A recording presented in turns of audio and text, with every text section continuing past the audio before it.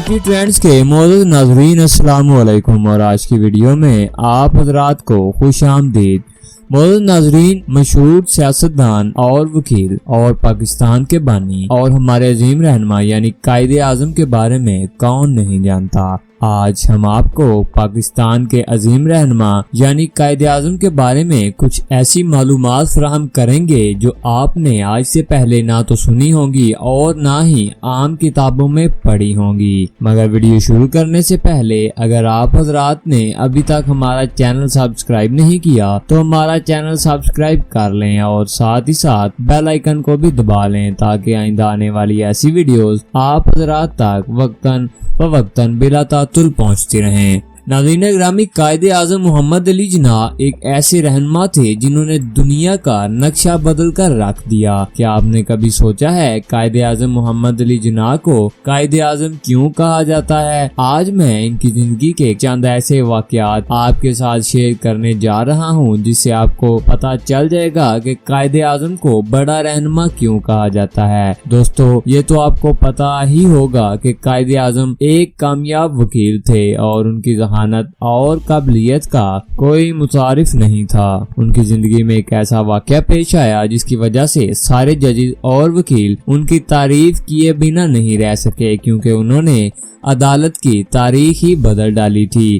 ایک کامیاب وکیل ہونے کی وجہ سے ان کی فیس بھی زیادہ تھی۔ ایک دن ایک عورت ان کے سامنے حاضر ہوئی اور کہا کہ میرے بیٹے کو پھانسی کی سزا ہوئی ہے، مجھے پتا ہے کہ میرا بیٹا بے قصور ہے، خدا کے لیے میرے بیٹے کو بچا لیجئے، کیونکہ میں جانتی ہوں کہ میرے بیٹے کو صرف آپ ہی بچا سکتے ہیں۔ اس کے علاوہ اس غریب عورت نے کہا کہ میرے پاس آپ کو دینے کے لیے کچھ بھی نہیں۔ اس پر قائد اعظم محمد علی جناح نے کہا کہ ٹھیک ہے، میں آپ کے بیٹے کا کیس اسٹڈی کروں گا کہ کیا تمہارا بیٹا واقعی بے قصور ہے۔ اگر تمہارا بیٹا واقعی بے قصور ہوا تو میں تم سے ایک بھی روپیہ نہیں لوں گا۔ کیس اسٹڈی کرنے کے بعد وہ اس نتیجے پر پہنچے کہ اس کا بیٹا واقعی بے قصور ہے۔ جب قائد اعظم اس سے ملنے گئے تو اس دن اس کو پھانسی ہونی تھی۔ جب وہ وہاں پہنچے تو پولیس اسے پھانسی کے لیے لے جا رہی تھی۔ قائد اعظم نے ان سے پوچھا کہ اسے کہاں لے جا رہے ہو، تو پولیس والے نے کہا کہ اسے پھانسی کا حکم ہوا ہے۔ اس پر قائد اعظم نے کہا کہ نہیں، اس کو پھانسی کا حکم نہیں ہوا۔ تو اس پر انہوں نے آرڈر کے پیپر دکھاتے ہوئے کہا، دیکھو اس پر لکھا ہے ہینگ ہم یعنی لٹکا دو، یہ نہیں لکھا کہ پھانسی دے کر مار دو۔ اگر تم نے اسے پھانسی دے کر مار دیا تو میں تمہارے خلاف کیس کروں گا۔ اس طرح وہ پہلا شخص تھا جو پھانسی سے بچ گیا، لیکن تب سے پھانسی کے آرڈر میں یہ لکھا جاتا ہے کہ ہینگ ہم ٹل ڈیتھ۔ دوستو، قائد اعظم کی ذہانت کی وجہ سے ایک بے قصور موت کے منہ سے واپس آ گیا۔ ایک بار کا واقعہ ہے کہ جب وہ لندن یونیورسٹی میں پڑھتے تھے تو ان کے انگلش کے پروفیسر پیٹر ان سے شدید نفرت کرتے تھے۔ ایک دن پروفیسر ڈرائنگ روم میں لنچ کر رہے تھے کہ قائد اعظم بھی اپنی ٹرے لے کر اسی ٹیبل پر بیٹھ گئے۔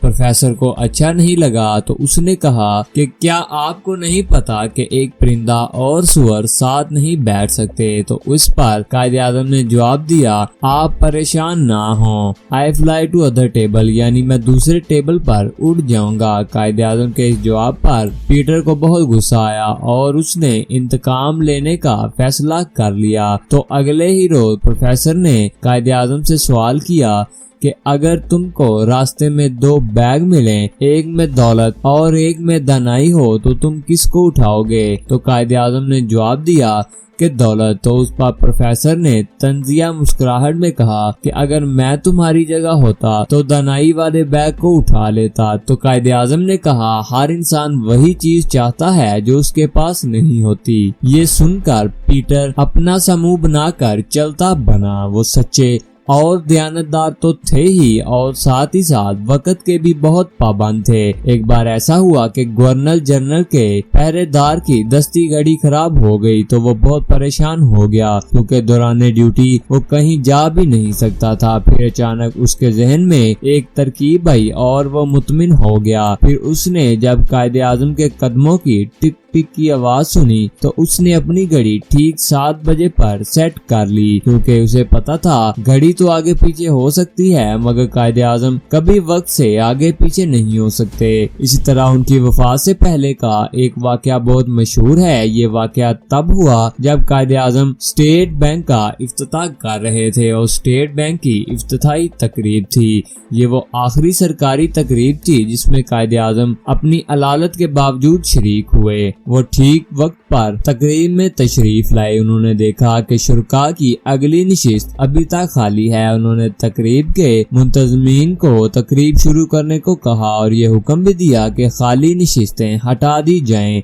तकरीब शुरू हो गई और कुर्सियां भी हटा दी गईं और बाद में आने वाले शुरका को खड़े होकर तकरीब देखना पड़ी। इसमें कई सरकारी अफसर, वुज़रा और उस वक्त के वजीर लियाकत अली खान भी शामिल थे। वो बहुत शर्मिंदा थे कि उनकी जरा सी गलती भी कायदे आजम ने बर्दाश्त नहीं की। इसी तरह 25 अक्टूबर 1947 को क़याम पाकिस्तान के बाद पहली बार ईद उल अज़हा मनाई जानी थी। ईद उल अज़हा की नमाज की इमामत का फरीज़ा मशहूर आलिम दीन ज़हूरुद्दीन दर्स ने अंजाम देना था। कायदे आजम को वक्त से मुतला कर दिया गया। कायदे आजम अलालत की वजह से वक्त पर ईदगाह नहीं पहुँच पाए। आला हुकाम ने आलिम दीन ज़हूरुद्दीन को मुतला किया कि कायदे आजम रास्ते में हैं, कुछ ही वक्त में पहुंचने वाले हैं। उन्होंने मौलाना से दरख्वास्त की कि वो नमाज की अदायगी को कुछ वक्त के लिए मुअख्खर कर दें। मौलाना ज़हूरुल हसन ने कहा कि मैं कायदे आजम के लिए नमाज नहीं पढ़ाने वाला, मैं खुदाए जुल जलाल की नमाज में ताखीर नहीं कर सकता। उन्होंने सफ़ों को सीधा करने को कहा। अभी पहली रकत अदा हुई ही थी कि कायदे आजम भी पहुंच गए। नमाज शुरू हो चुकी थी। कायदे आजम के आला हुकाम ने कायदे आजम से दरख्वास्त की कि वो अगली सफ में तशरीफ ले जाएं। इस पर कायदे आजम ने उनकी दरख्वास्त मुस्तरद कर दी और कहा मैं पिछली सफ में ही नमाज अदा करूंगा। चनाचे ऐसा ही हुआ और कायदे आजम ने पिछली सफों में ही नमाज अदा की। कायदे आजम की सफों के साथ नमाज अदा करने वाले नमाजियों को बाद में मालूम हुआ कि उनके साथ सफ में नमाज अदा करने वाला कोई आम शख्स नहीं बल्कि रियासत का सरबराह था। उन्होंने उनसे गले मिलने के बाद मौलाना ज़हूर के पास तशरीफ लाए और उन्हें जुर्रत की दाद दी और कहा कि हमारे उलमा को ऐसे ही किरदार का हामिल होना चाहिए। कायदे आजम ने अपनी बीमारी को सबसे पोशीदा रखा था ताकि पाकिस्तान के क़याम में कोई रुकावट पैदा ना हो। मोहम्मद अली जिन्ना के बारे में अंग्रेजों ने कहा था कि अगर हमें पता होता कायदे आजम को इतनी बड़ी बीमारी है तो हम कभी भी पाकिस्तान ना बनने देते। कायदे आजम ने आखिरी वक्त तक अपनी बीमारी को पोशीदा रखा क्योंकि उन्हें पता था अगर अंग्रेजों को पता लग जाता तो वो हिंदुस्तान की तकसीम को मुअख्खर कर देते। उम्मीद है आपको ये वीडियो पसंद आई होगी। अगर आपको ये वीडियो पसंद आई तो इसको लाइक, कमेंट और शेयर करें। और अगर आप हजरात ने अभी तक हमारा चैनल सब्सक्राइब नहीं किया तो हमारा चैनल सब्सक्राइब कर लें और साथ ही साथ बेल आइकन को भी दबा लें ताकि आइंदा आने वाली ऐसी वीडियोस आप हजरात तक वक्तन फवक्तन पहुंचती रहें। नेक्स्ट वीडियो के साथ फिर हाजिर होंगे, तब तक के लिए अल्लाह निगहबान।